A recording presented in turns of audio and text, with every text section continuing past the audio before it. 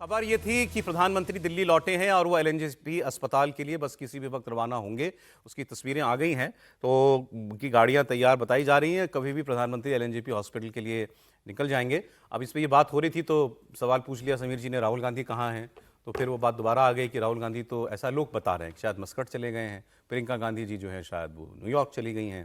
तो वो और ये शायद कल ही हो गया, कल ही चले गए वो, तो क्योंकि इसका कोई खंडन नहीं आया कांग्रेस पार्टी की तरफ से। तो फिर बात हुई साहब क्या उनको नहीं जाना चाहिए था और कोई ना जाए, वाले राहुल गांधी चले जाते हॉस्पिटल एक बार जाते।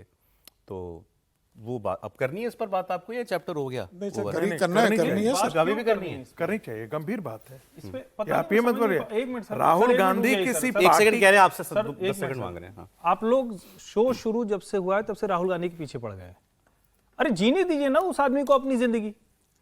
क्या आपको कलकत्ता में जब हुआ था तो गए थे क्या? नहीं गए, गए थे। उससे बर्बर मामला कहीं देश में हुआ?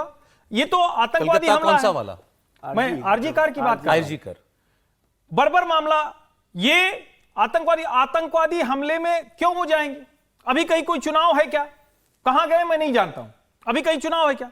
पिछली बार भी आपको याद हो, कोलंबिया से लौटे थे तो 2 जगह वो गए थे, एक चंडीगढ़ एक फतेहपुर। क्या करने गए थे?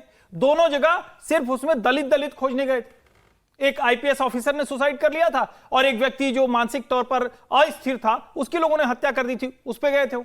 जबकि सरकार ने उनको, उत्तर प्रदेश की सरकार ने जो कुछ समर्थन था दिया, सब कुछ हुआ। उसको आप किस तरह से देख रहे हैं? राहुल गांधी इस तरह से देखते ही नहीं। और मैं फिर कह रहा हूं, राहुल गांधी राजनीतिक तौर पर अयोग्य है भारत के नेता के तौर पर। वो भारत की संवेदना को, भारत की संस्कृति को समझते ही नहीं, वरना ये हमें चर्चा करने की जरूरत पड़ती। तीसरी बार ये चर्चा हो रही है इस शो में। उनके लिए कहानी कुर्सी की नहीं है ये। उनको पता है कि उनके नाम के पीछे एक गांधी लगा हुआ, कुछ ना करें वो, घर बैठे रहे वो। उधारी का गांधी उनको हमेशा बड़ा नेता बनाकर रखेगा। 90 नहीं 100 चुनाव हार जाए। जिसको चिंता हो, जिसको लगे कि अरे भाई देश के साथ हम नहीं चलेंगे, देश के लोगों को भावना नहीं समझेंगे तो हम हार जाएंगे, सत्ता से बाहर हो जाएंगे, वो ये सब करे। आप लोग राहुल जी को बेवजह परेशान करते रहते हैं।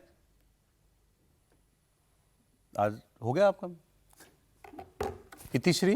नहीं, मैं तो कह रहा हूं कि नहीं, हमसे उन्होंने कहा आप लोग बेकार में आप चर्चा कर रहे हैं, ये गुस्सा गए और सारी उनकी जन्म कुंडली उठा करके दर्शकों के सामने रख दिया इन्होंने। हाँ, है ना? अब उसमें जोड़ने के लिए कुछ बचा हुआ है? सिर्फ इतना जोड़ने के लिए बचा रह गया है कि जब भी इस देश में इस्लामिक आतंकवाद की होती है चर्चा तो पूरा गांधी परिवार मौन धारण कर लेता है। उसको हम कहते हैं अंग्रेजी में स्टोइक साइलेंस। ये आरोप है आपका? नहीं, आरोप नहीं है, सच्चाई है। दूसरी बात, मैं ये मानता हूं और फिर इसे आप कंफर्म कर दे, दर्शकों के लिए छोड़ देता हूं कि इस देश में रेडिकल इस्लामिक आतंकवाद की अम्मा कांग्रेस और गांधी परिवार है। मौसियां जो है वो क्षेत्रीय पार्टियां हैं। मुलायम सिंह की पार्टी, जो है लालू प्रसाद यादव की पार्टी, चाहे वो पश्चिम बंगाल में ममता की हो, और दाई जो है वो इस देश का बौद्धिक तंत्र है, जिसमें जुडिशियरी से लेकर के ब्यूरोक्रेसी से लेकर के वो सारा बौद्धिक तंत्र, पत्रकार और इंटेलेक्चुअल्स है जो इस्लामिक आतंकवाद पर उनकी घिग्गी बंध जाती है। मैं बार बार ये आरोप लगाता हूं, मौसियां, दाई और अम्मा, इन तीनों का कॉम्बिनेशन ने इस देश को रसातल में लाकर के 70 साल में यहां पर खड़ा गया है जहां हम विभाजन से पहले हम बात करते थे। अब तस्वीरें आएंगी तो फिर हम लौटेंगे इस बात पर, लेकिन अब मैं आपको जरा पाकिस्तान में भी, क्योंकि ब्लास्ट हुआ और वहां क्या हो रहा है पॉलिटिक्स, जैसे हमें यहां पर तो सीधा प्रमाण ही दिख रहा है, जैश ए मोहम्मद के पोस्टर ही लग रहे थे तो वहां से ये सब कुछ चला सिलसिला। उनको ये लग रहा है कि हमारे लिए भी अब कहने के लिए हो गया कि भाई अफगानिस्तान और भारत मिल जाते हैं और ये सब हमारे यहाँ पर ये सब काम कराते हैं। अब कौन है जो पाकिस्तान में धमाके कर रहा है, इस पर बात करते हैं। आइए, टीटीपी ने ऑफिशियली इसकी जिम्मेदारी ली है। टीटीपी का एक ऑफशूट है बेसिकली, उसने इसकी जिम्मेदारी ले ली। और मैं भी पढ़ रहा था, वो जो एलिमेंट उसके जो टीटीपी से जुड़े हुए जो संगठन ने जिम्मेदारी ली है वो बहुत ही क्रूर, बर्बर किस्म का संगठन है, बहुत ही ज्यादा।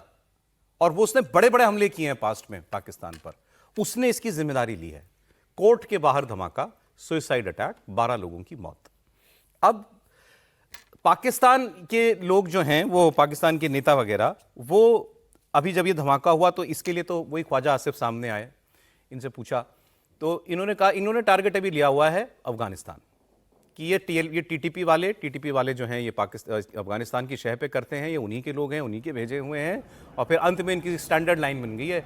अब ऐसे तो फिर ऐसे ही सही, अब तो वॉर होगी, अब तो हम पाकिस्तान जो है जंग भी करनी पड़ेगी तो करेगा।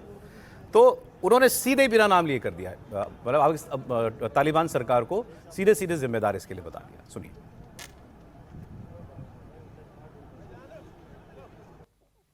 हमारी असेसमेंट थी कि ये हमारे ऊपर प्रेशर क्रिएट करने के लिए इस किस्म की कोई ना कोई हरकत करेंगे कि अभी तक जो है ये धमाके जो हैं या दहशतगर्दी जो है वो महदूद है केपी के सरहदी इलाकों में, और बलूचिस्तान में जो है रिमोट इलाकों में महदूद है काफ़ी हद तक। तो वो अब उसको जब इस्लामाबाद लेके आए, ये रियासत को जो है वो इसको एक पैगाम समझना चाहिए। अच्छा, ये इंटरेस्टिंग है ये जो बोला इन्होंने कि रिपोर्टर्स ने पूछा सर ये हमारे यहाँ जो बम धमाका हुआ, तो उन्होंने कहा तो अफगानिस्तान वाले हैं, ये टीटीपी वाले हैं। तो फिर जब अपनी बात इन्होंने कह ली तो एक रिपोर्टर ने पूछा सर वो भारत में भी ब्लास्ट हुआ है और वो हो सकता है पाकिस्तान को नाम ले दें। तो इन्होंने कहा, मैं सरप्राइज हुआ, इन्होंने कहा कि देखें आप दो मुद्दों को मिलाइए मत, एक इसके लिए जिम्मेदार अफगानिस्तान है, मुझे अभी यही बात करनी है। इस आदमी ने इंडिया को दोष नहीं दिया कि ये इस ब्लास्ट के पीछे भारत है, ये काम औरों ने किया। अच्छा, यहां कॉन्ट्रडिक्शन देखिए, तभी मैं कहता हूं पाकिस्तान गजब देश है, कुछ भी हो सकता है।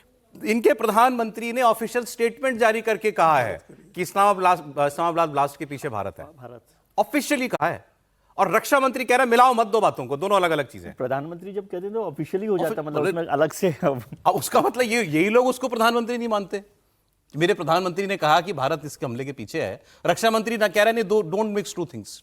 देखिए बड़ी साफ सी बात है, पालते हैं आतंकवादी तो आतंकवादियों के धमाके वहां होंगे ही होंगे। अलग अलग ग्रुप हैं वहां जो आपस में लड़ते हैं, उनके धमाके होंगे ही होंगे। जहां तक रही बात रक्षा मंत्री और प्रधानमंत्री, भाई उनके यहां कोई भी चीज ऐसा सिस्टम नहीं है ना। हो सकता है कि अभी रक्षा मंत्री को आईएसआई से या आसिम मुनीर से कोई निर्देश नहीं आया हो, शहबाज शरीफ तुरंत बोल गए, उनको लगा कि ये तो गड़बड़ हो जाएगी, हमें अभी आक्रमण हो जाएगा, हमारी पिटाई हो जाएगी।